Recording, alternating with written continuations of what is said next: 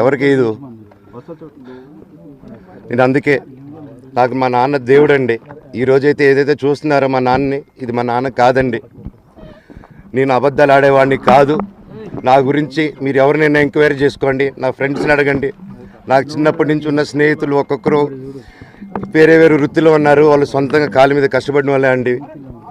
And నేను కూడా నా సొంతంగానే వచ్చాను, కానీ ఏ రోజు ఇది చేయండి అది చేయండి అని అడిగింది లేదు.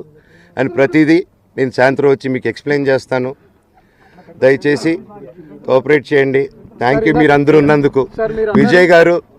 విజయ్ అనే వ్యక్తి నిన్న అంత చెప్పిన తర్వాత కూడా మా ఇంట్లోనే నన్ను కొట్టేటప్పుడు అతని కారు నింది వెనకాల నుంచి అలాగే వెళ్ళిపోయారు అందరూ ఉండగానే.